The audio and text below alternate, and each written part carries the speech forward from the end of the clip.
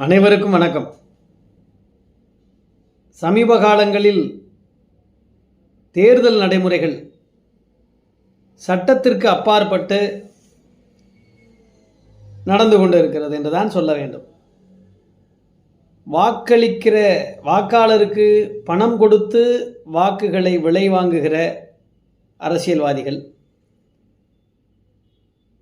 வாக்காளர்களும் அந்த பணத்தை பெற்றுக்கொண்டு வாக்களிக்கிற நிலை, இந்த இரண்டு கருத்தையும் மிகவும் மையமாக வைத்து கவனிக்க வேண்டிய ஒரு சூழல்.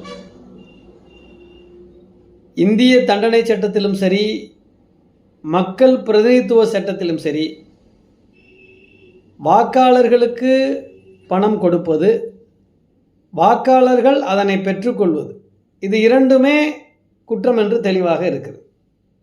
வாக்காளர்களுக்கு ஏதேனும் உள்நோக்கத்தோடு வேட்பாளர்கள் சலுகைகளை அறிவித்தாலும் குற்றம் என்று தெளிவாக இந்திய தண்டனை சட்டத்தில் இருக்கிறது.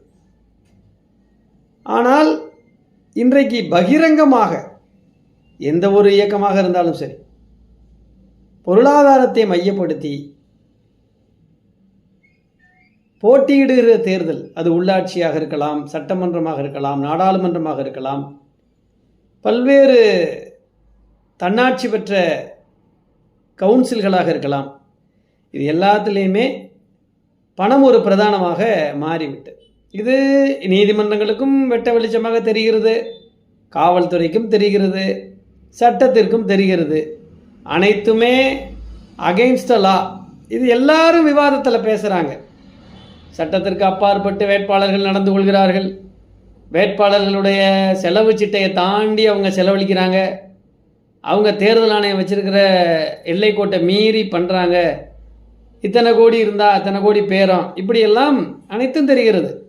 500க்கு 1000 அடித்தா ஜெயிச்சிடலாம், 2000க்கு 4000 அடித்தா ஜெயிச்சிடலாம், பணம் இருந்தால் உள்ளாட்சியை விலைக்கு வாங்கலாம், சட்டமன்றத்தை விலைக்கு வாங்கலாம், நாடாளுமன்றத்தை விலைக்கு வாங்கலாங்கிற அளவில் பல்வேறு மாநிலங்களில் இன்றைக்கு பணம் தேர்தலில் பிரதானமாக இருக்கிறதுனால, இந்த தேர்தல் முறையின் மூலமாக, இந்த பணத்தை மையப்படுத்தி நடக்கிற தேர்தல் முறையின் மூலமாக வெற்றி பெறுகிற அல்லது ஆட்சி அமைக்கிற அந்த மாதிரியான அரசு கட்டமைப்பை மக்கள் 5 ஆண்டுகளுக்கு ஒரு முறை தங்களிடம் இருக்கிற சுதந்திரமான வாக்களிக்கிற உரிமையை வைத்து தேர்தலில் ஜெயிக்க வைக்கிற சூழ்நிலையை அவர்கள் தவறு செய்கிற பொழுதும் அதே மக்கள் திரும்ப பெறுகிற ஒரு வாய்ப்பினை உருவாக்கக்கூடிய சூழ்நிலை வந்தால் மிகப்பெரிய தேர்தல் மாற்றமாக இருக்கும். அதை நோக்கி பயணிக்கக்கூடிய காலம் விரைவில் வரும்.